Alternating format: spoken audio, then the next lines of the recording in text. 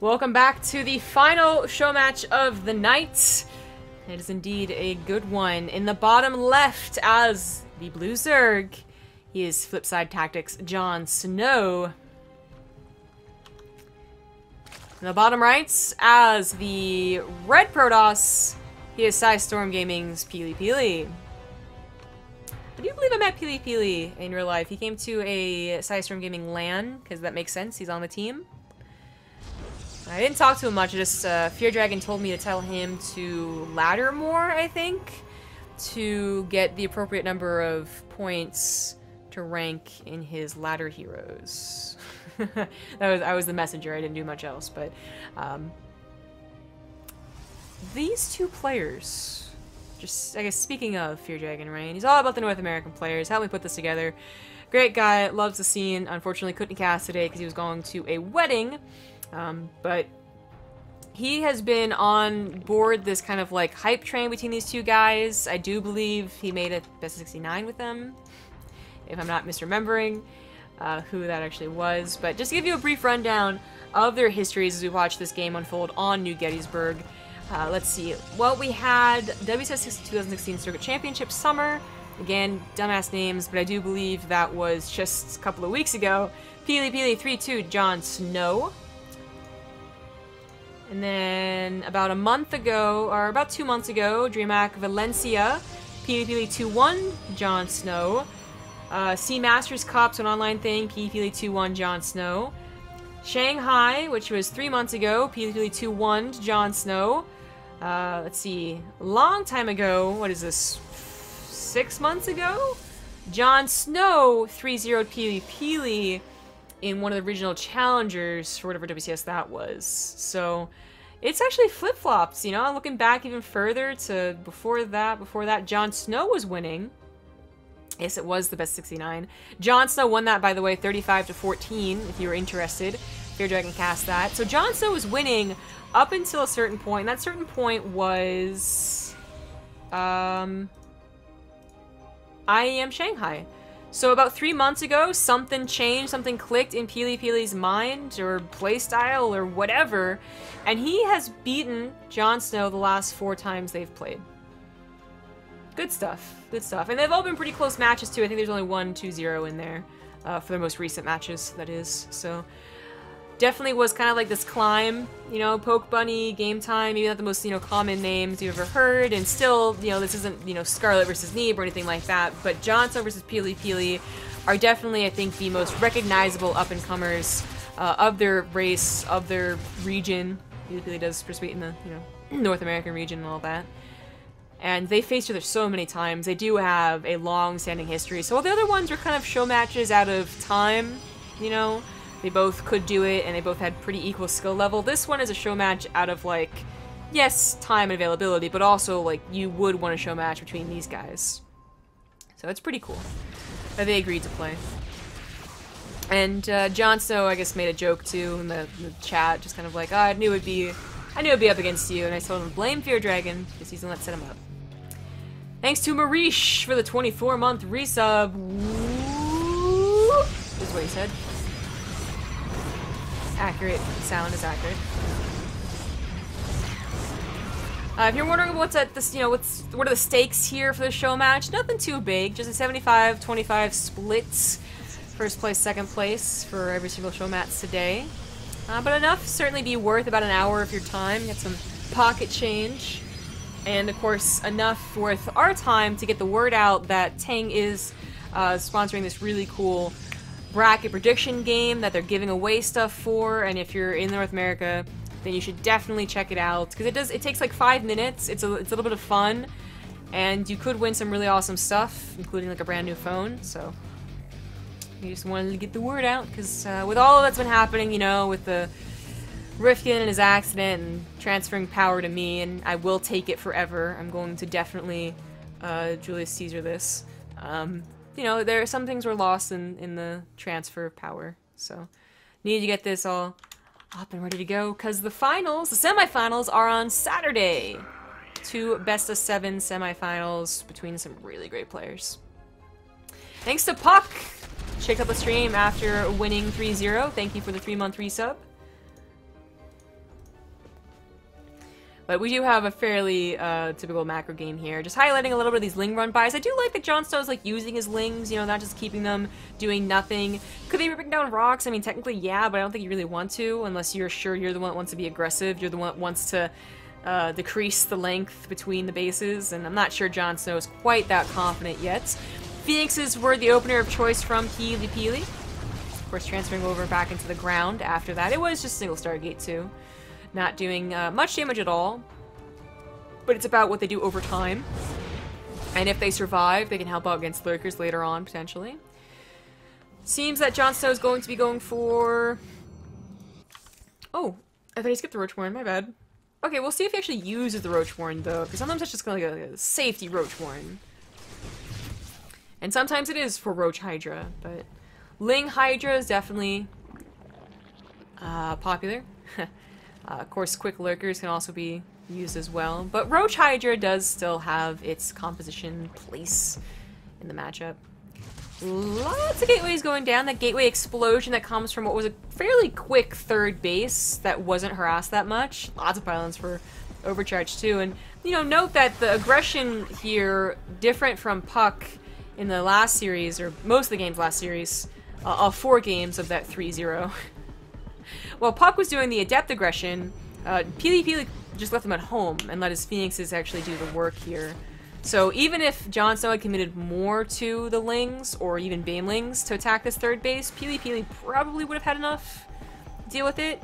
And now he has a lot of adepts with the Warp Prism, and they are backed up by 8 gateways. Okay, 10 gateways. I was gonna say, hold on a second, this looks a lot like what we saw kind of popular like a month ago for about a week and then fell back off, but this 10 gateway, you only get 1 robo, the gases aren't taken at the third base. This is one of those powerful, hard to scout all-ins, you know? Because what are you really scouting? You're scouting the number of gateways maybe, and robos and the gas geysers at a very late time where you think you already got everything figured out. So JonSnow, he had just started building an army. He got to a good drone count, he was building roaches anyway, but that is just so many adepts that even though they don't take out the roaches that quickly, the roaches don't take out the adepts that quickly either, and there's just so many freaking adepts. I mean, he's warping in 10 at a time, but he still has a bit of a bank here as the gateways go off cooldown, and it looks like he's gonna win. This all-in is so... I feel like it's so powerful, but it's not, you know... It's not the 2-base Immortal Sentry all-in that you could do every single game and win, even if it's scouted. It's not that powerful, but I do feel like it has a lot of power, and throwing out in the first game here, really surprising JonSnow. Really punishing him for, I think, what is overall a lack of scouting. I mean, he had Lings running across the map, right? But again, to scout such things this late in the game, you know, if it's on a 1 base, you're checking how many pylons there are. If it's 2 base, you're checking to see if they have the natural gases. But like 3 bases, you usually figure like, okay, we both are macroing, right? And then sometimes you're actually not. Only to a certain point. So that was a good first game for PiLiPiLi. Next up is going to be on Frost.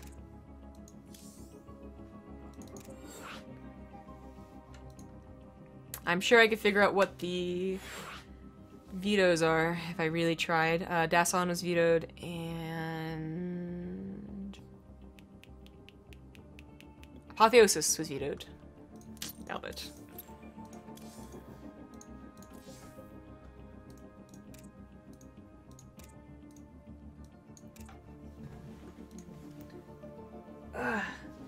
Hello, everybody.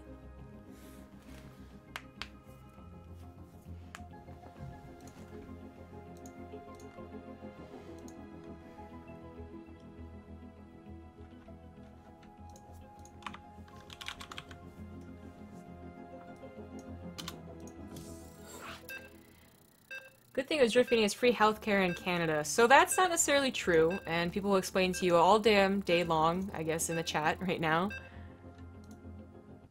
I don't know what they said. Hopefully I didn't mess up. I think you were talking about the build last game.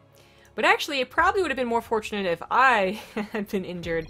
You know, ideally no one is injured in the making of BaseTradeTV, but he's usually the one that does all the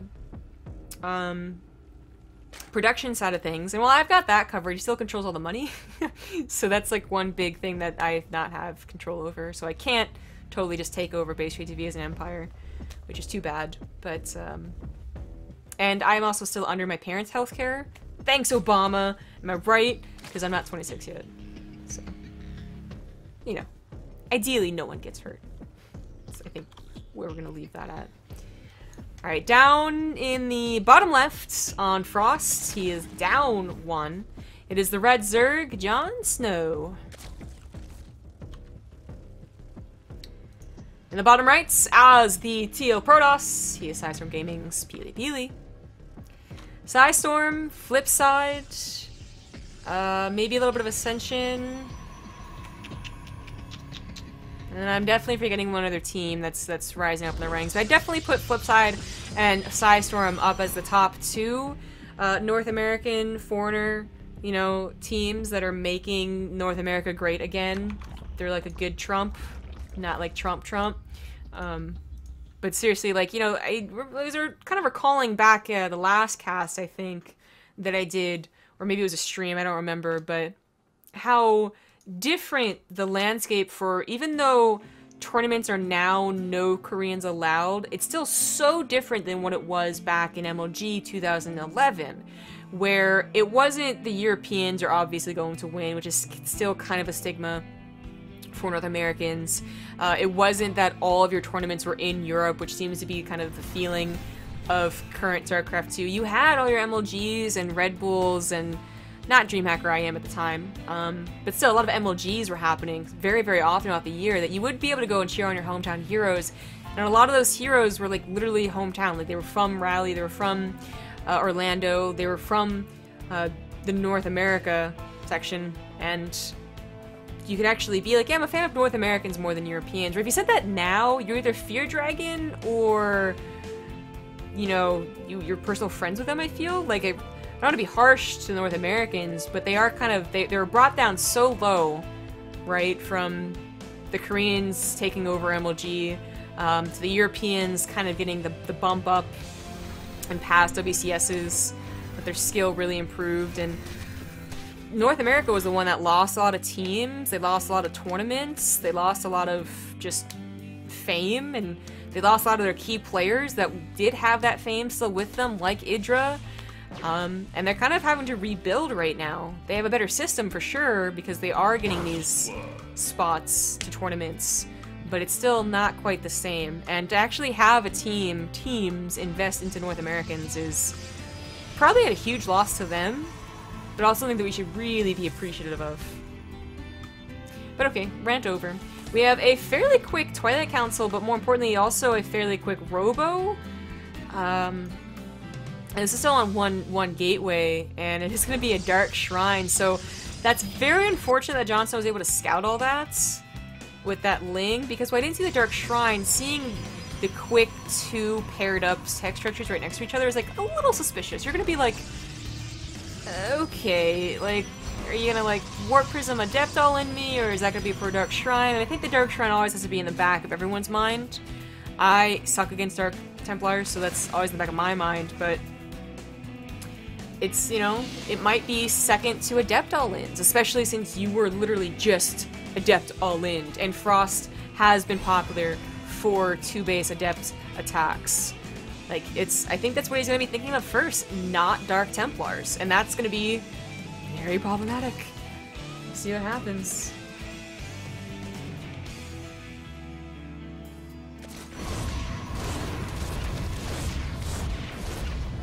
Oh, someone's bringing up the drinking that I did on that stream. Oh, there's not Marauders, that's why. You guys. Oh, you. Well, the lair's on the way, and there's a single Spore Crawler, because, you know, this is like that Zerg thing that they're just like, well, I'm not quite sure what you're doing, but a Spore Crawler covers a lot of my bases, so let's just make one. Except that they have 3 bases to cover automatically, where if, like, Terrans make 1 safety missile in the front of their base, they're usually covered unless there's a Warp Prism. PiLiPiLi has a Warp Prism, and he also has this 3rd base he could go to with like a DT walking across the map, and it's problems everywhere. But the lair is done, so that timed out quite nicely, and while that cool trap from the Queen went down, It ultimately isn't that much damage, and he's gonna have to pick up with the Warp Prism. There we go. Decided to get some more drones as opposed to more damage in the lair. But that's a Warp Prism and 3DTs that you have to worry about their entire damn time. It's gonna be frustrating for JonSnow. For sure, for sure. I guess I didn't really mention this, so focused on PiLiPiLi's build. JonSnow, these horizontal spawns, he could have gone for his own Roach Ravager all in, and it could have been pretty effective, but I don't think he was planning to, and if he was, it's kind of been cut a little bit here, you know? I don't think he was, because he's for a lair and +1 missile, but it's still, if he wanted to be aggressive, he's got to kind of halt and say, like, okay, maybe I can't anymore, because, you know, if I get aggressive, DTs are going to wreck my mineral line. If I lose my Overseer coming forward here, I'm going to lose my Roaches, and now he just kind of has units that have to chase around a Warp Prism and not be super, super useful. And that did cut into his drone count. He was at 45, I think, up until the last 30 seconds, as he just pumped out a lot of drones.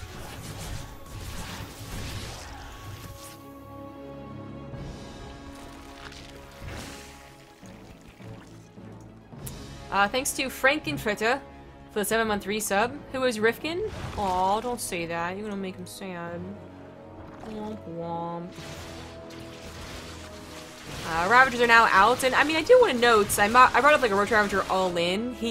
JonSnow is going for Roaches and Ravagers as a main composition. I mean, he should add on Hydralisk, basically, later on. But for now, it is just Roach Ravager. And that might be a lot of very, like, you know, not that powerful units, but enough of them to scare PiLiPiLi a little bit. I'm not sure. This is the exact scenario I was talking about, by the way. The Overseer is so damn slow. Get a couple of Lings. Of course, these are still alive, killing drones every now and then. And PiLiPiLi has, like, this maze of Photon Overcharges. And he has his upgrades now, too. +1's done. Blink finished up. Those ETs really did buy enough time, and JonSnow really... I think, you know, this timing could have been better from him had ETs not been an issue. Maybe it's too late to try and attack now.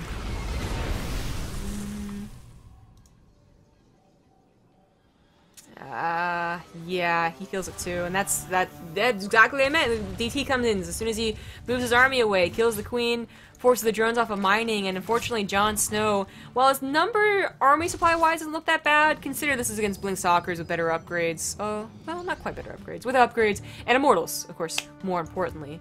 So... and also potential Archons, if PiLiPiLi really thinks they'll be a good addition. You can warp in DTs. It can be helpful.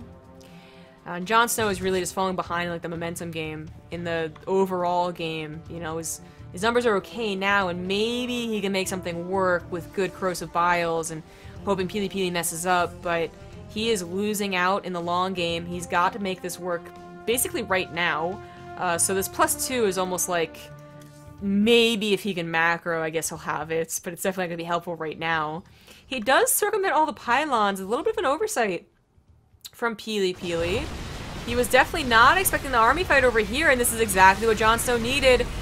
He doesn't exactly have an attack coming up to the north, so that looks kind of lame. Oh, there's so many Corrosive Biles on those Immortals, and they felt it too.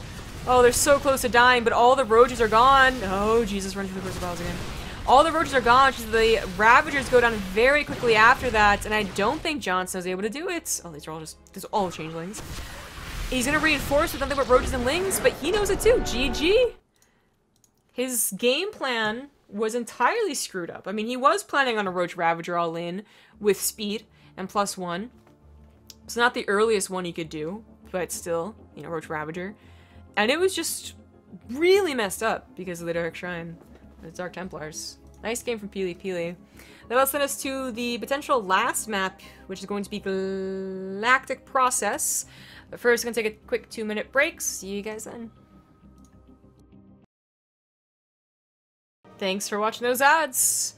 We are on Galactic Process, and in the bottom left, up 2-0, he is the Blue Protoss Psystorm Gaming's PiLiPiLi. In the top right, as the Red Zerg, he is Flipside Tactics JonSnow. And if only you said the P in Psystorm, there'd be some serious alliteration here.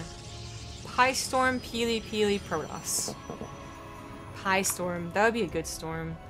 I mean, the scale of like 1 to 10, 1 to 0, 1 to 10, 10 being terrible and being Sharknado. I think 1 would be amazing and would be Pie Storm. Although, really, if they have the tin on them, that'd be quite painful.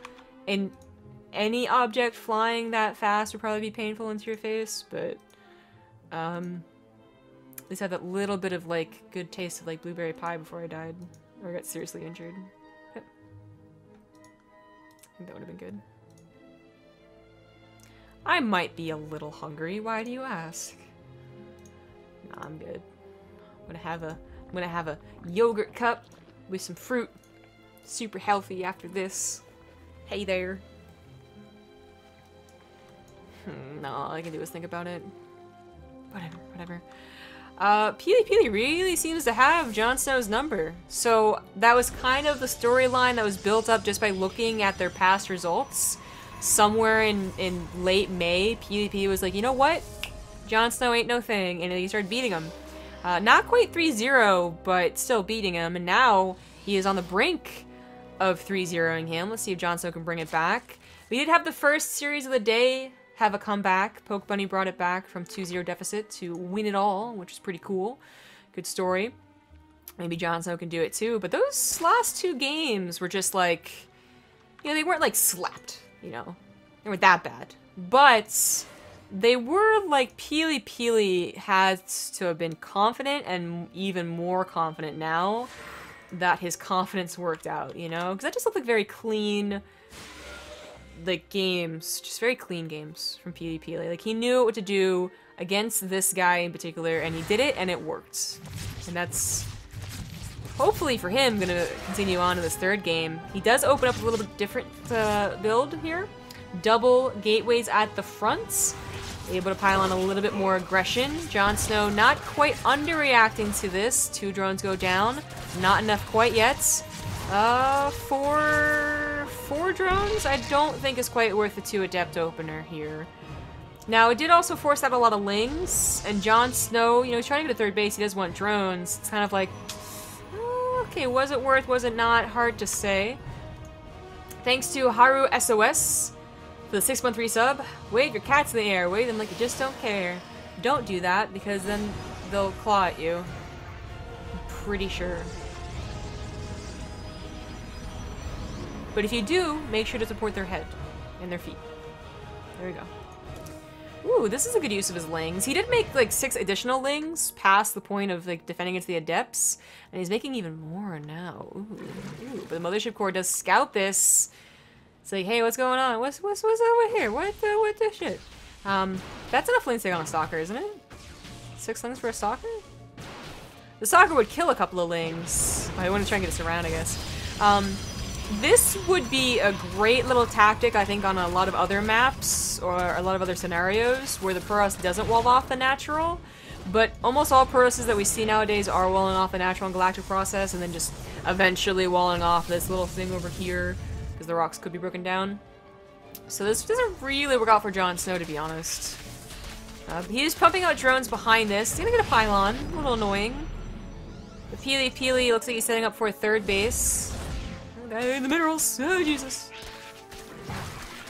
A lot more lings are getting transferred over here. If only a stalker had killed this damn thing. But what is this really doing? I mean, the Mothership Core sees it, so if it does get into the main base, it's like, okay, I guess I'll just put units up there. No, it's not, okay, it's a little more annoying than I thought it'd be. There's literally only probes. That's kind of funny. To see nothing in Protoss's main base. Micro's pretty on point once that last probe there gets it, so 3 to 4 workers killed. Roachhorn on the way. Check out the graphs, because we can. PiLiPiLi is winning them. I kind of expected that, just with how many lings JonSnow had made. To both defend against the adepts, which is kind of why you make them, but also to try this attack that really didn't do enough. Now he has to worry about an adept counter. But PiLiPiLi, I don't think he commits to this, or he shouldn't. Because I think what's better is JonSnow overreacts, thinking, oh shit, adepts, and makes like 7 roaches, and then is farther behind in the economy, again. I think that's the better plan. But I might be wrong. The Adepts, should they shade individually into each of the bases, could do a lot of damage, even with Lings and Roaches available.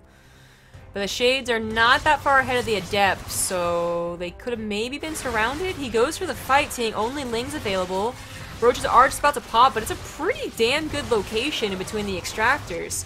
Queens go down, and the Adepts can shade away from the Roaches, but they're not quite getting there. That was a little awkward. Definitely should have gone farther, for sure, but he was microing on multiple fronts. Third base does go down for PiLiPiLi. He was kept, I think, a pretty consistent worker lead. JonSnow's always managed to catch up, of course, with Larva, but has never quite surpassed PiLiPiLi or been at a comfortable point. Not yet, anyway.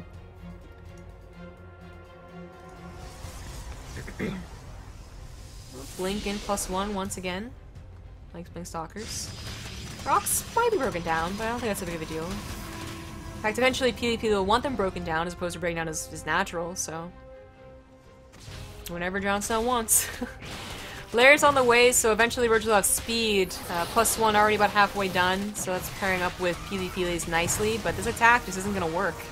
Some Lings manage to get through, a little surprising, because there's so many force fields, but how much can they really do? Probes are pulled to deal with it, none die. Rocks are being broken down without PiLiPiLi's knowledge. Okay, does run back to it, and the probes clean up the main base as well.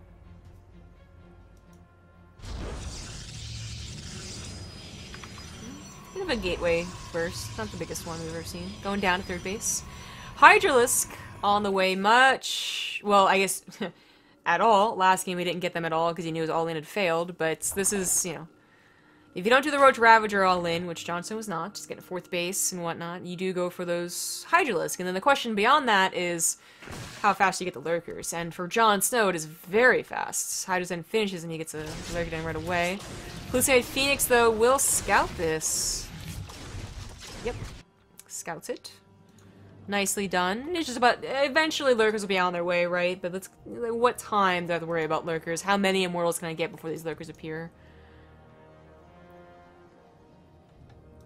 And the answer is quite a long time. That's the biggest thing about Lurkers. You notice this very early on in Legacy of the Void, when we were playing some good Archon mode. We were GM level, guys. Like, we actually knew Legacy of the Void fairly well. And not because Archon mode wasn't played by anyone, we were beating, like, professional players teaming up with each other. We just knew all the abusive shit. You know, like, we knew Lings of Juno Lands were super OP and no one else did. But anyways, just very quickly realized that the problem... with Lurkers is not their money or their supply, it was how long it takes to get to them. How many buildings you have to make to get there and then having to transform them with the cocoon. So that's the one thing Zergs have to worry about, and that's the one thing, you know, the Protosses have to try and either take advantage of or prepare for. I don't think you see many Protosses winning with pre-Lurker timing attacks.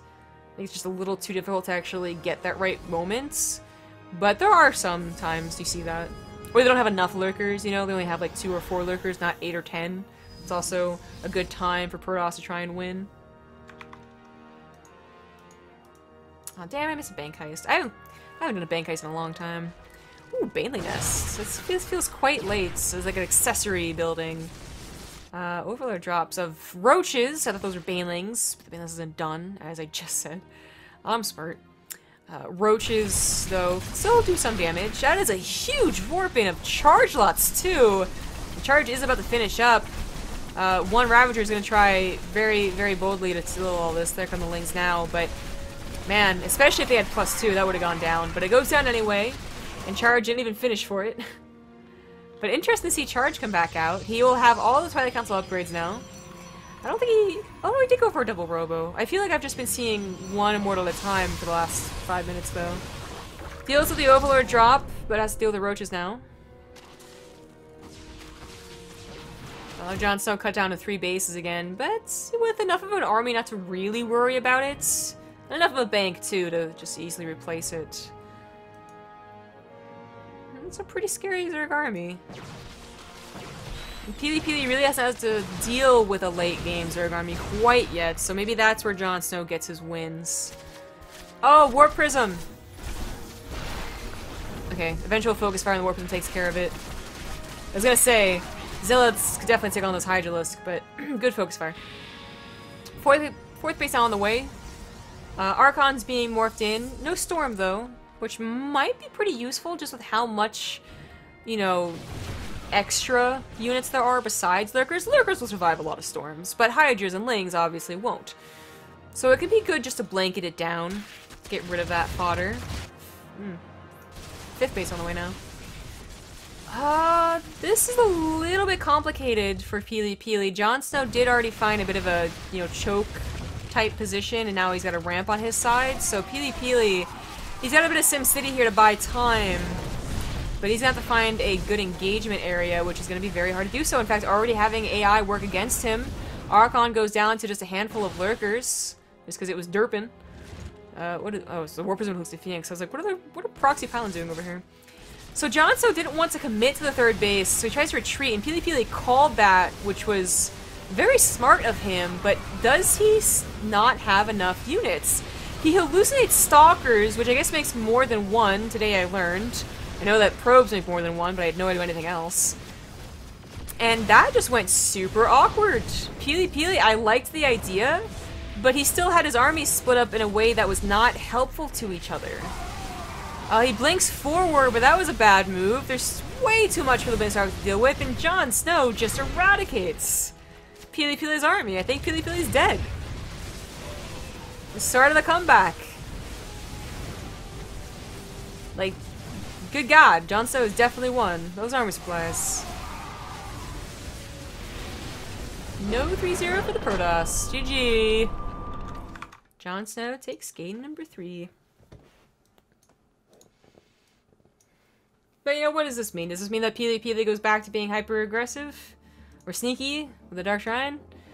Because that's where JonSnow fell, or does he try another macro game?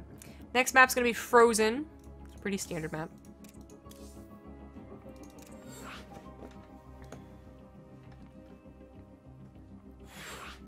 Archon, category, I swear. StarCraft doesn't even look at its tweets. I don't know who else to tweet at, though.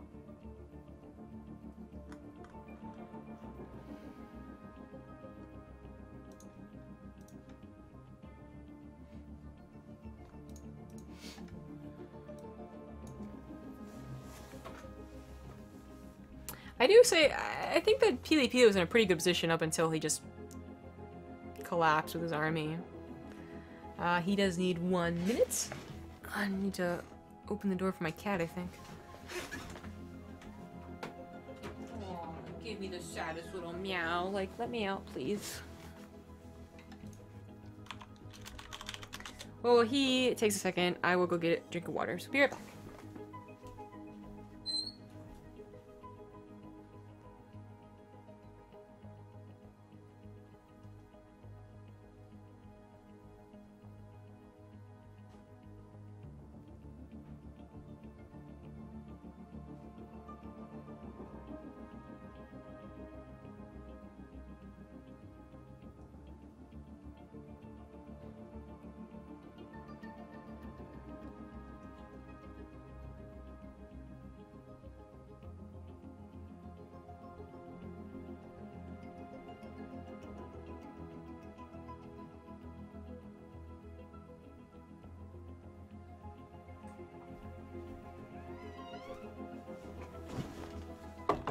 Alright. PiLiPiLi is also back. Let's turn to number 3. Get in the game. Frozen Temple. Still potentially the last map. As PiLiPiLi does have a 2-1 lead.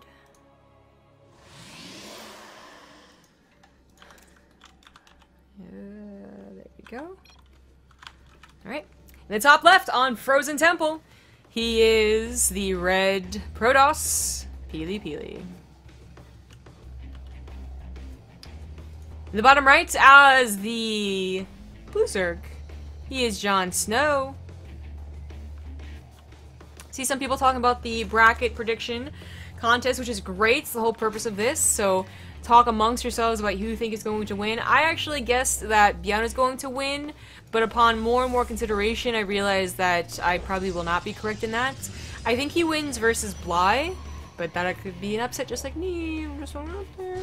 But I think he loses against Patience. If Patience wins against Solar, which I did predict. Just because Bjorn has had a very tough time versus Protoss lately. So, I don't know. That's trickier. Thanks for opening the door, cat. Like a human, so it's like wide open. My parents are trying to sleep. It's rude. And you guys all be all cute and cuddly.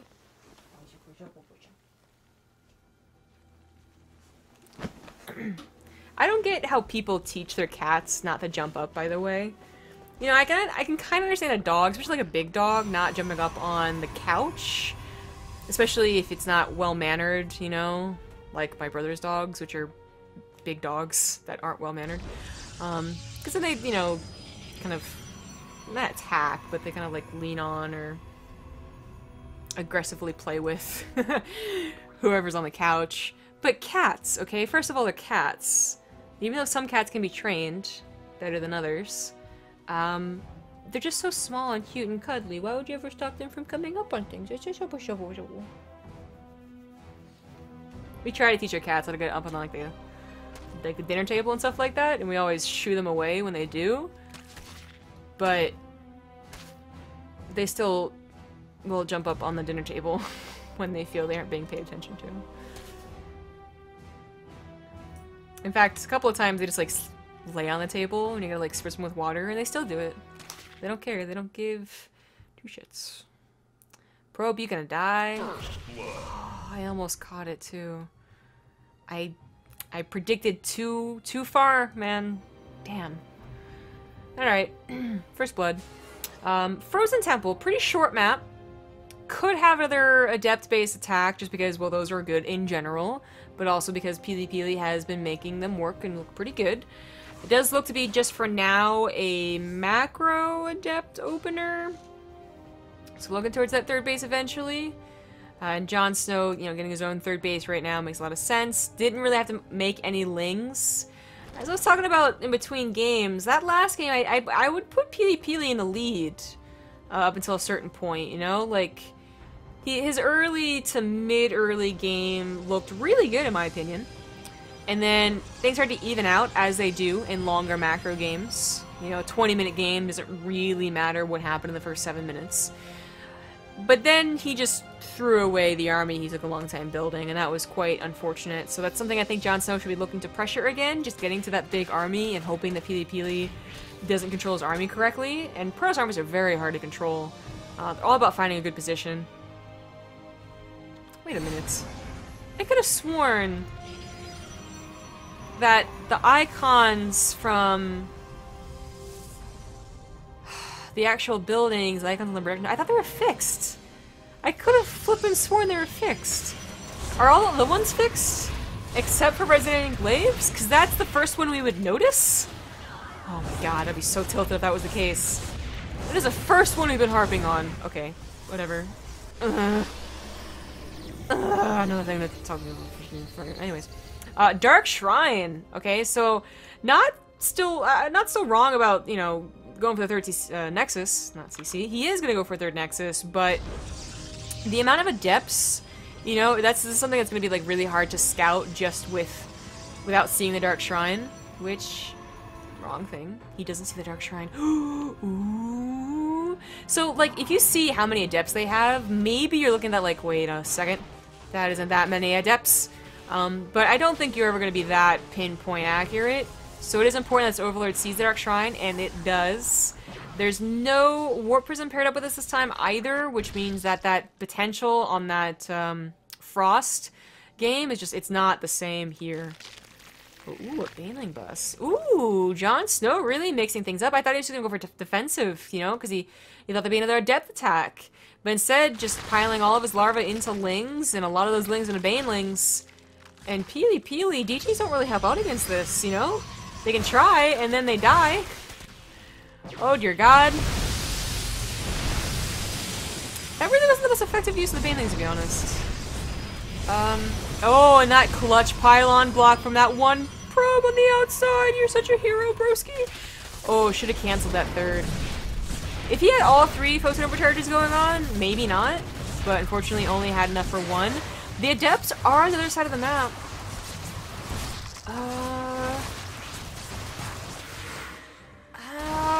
I mean, this is hard to call. I mean, PiLiPiLi's third is forfeit, so we really should not be trying to save it. So are 3 pylons, though, and a handful of probes. But JonSnow, he already sacrificed so many drones just by not getting them in the first place, and then he lost, you know, a few more, not a devastating amount. That's 45 probes versus 28 drones, and, you know, all the lings that have died as well. 75 lings to 11 adepts. I'd say that's pretty okay for the Protoss. Check the, income advantage. Yep, sounds about right. More extreme than I would think, but yeah, it looks about right. As, you know, it's still so early on in the game, there is very consistent mining. In fact, this hasn't even lost mineral patches yet.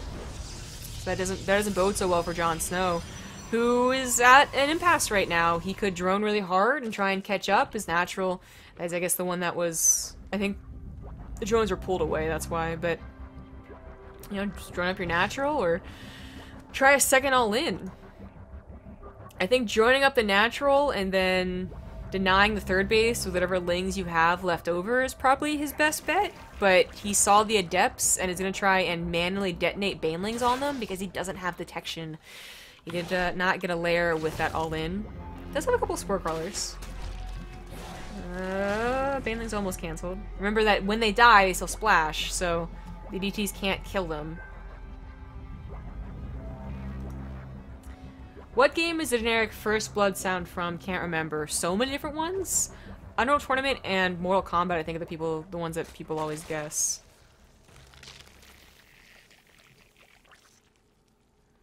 That's just not kosher. You're right, this Diceyode. But it's so difficult. They don't pay attention, they're cats. Anyway. War Prism is now on the way, and that's going to help not only micro the DTs around to get more drone damage done, it's also going to be used as a reinforcement point if PiLiPiLi dedicates to this attack. Now, this is a very dangerous attack to do, in my opinion. This is all stuff that is, like, so juicy for banelings to hit into, but if the force fields are on point, then that is a counter. He tries to pick up with one of the overlords. That's a really smart move. Mind you, sentries do not have a lot of health. Splitting at the last second, trying to reduce the damage, but this attack didn't go so well, but it's about the 8 adepts plus another 8 adepts beyond that that is going to make it win the game for PiLiPiLi. JonSnow does not have enough to deal with this. He doesn't have enough gas, actually, to make enough banelings to deal with this. And I think PiLiPiLi is just won. There was a baneling drop, I do believe. Sorry about missing that. That killed 13 probes, but PiLiPiLi takes the series 3-1. And with that, just do a quick commercial break before shouting everything out. See you guys in 2 minutes. Thanks for watching those ads. Just a quick end of the stream shout out as usual. So first, thanks to all our regular channel sponsors, Tracer Gaming, G2A, Yord, and Corsair Gaming. You can check down below this page or scroll down for all the links to all their cool stuff. For various reasons by one another. My cat is trying to run away with my eraser. He really wants attention. He's good. He's good. And of course, the biggest shout out right now is of course to Ting, who is doing this giveaway. If you are just tuning in, type !Ting contest. I made the damn thing and I forget what it's called. Ting contest for bracket prediction contest. Basically just takes 5 minutes and you input what you think, who you think is going to win the semifinals and finals and third place match for the Ting tournament that's happening this weekend, Saturday and Sunday, early morning for the EST, I guess. Perfectly timed for you Europeans. And the giveaway is for North Americans only, so I guess only do this if you're North American. And you can get a lot of really cool stuff, so just check out more with the link. And check out, of course, the tournaments in 2 days. I swear to God, cat. Apollo messing up my groove. You ruined my groove. Anyways. Yeah, that should be a lot of fun. Bly versus Beyond, Solar versus Patience, and then the winner of that on Sunday. So come back then. We'll probably be solo casting, so if you enjoyed the solo cast, I guess thanks for enjoying it. If you didn't and just prefer a co-caster, unfortunately you're gonna have to grit through it, because the games, at the very least, should be freaking amazing, and the players are always fun to watch. And I think that's just about it. Of course, we have the Ting finals and semifinals this weekend, and then Corsair Cup on Monday, and Lima League finals on Tuesday, and then I'll be gone to DreamHack Montreal, and you guys can watch DreamHack Montreal potentially back here. I have news about that more later, I guess, at a later date. So thanks so much for watching, everybody. Please use the link and do the bracket contest, because it's a lot of fun, and you definitely want to win free stuff, because who doesn't? Alright, bye!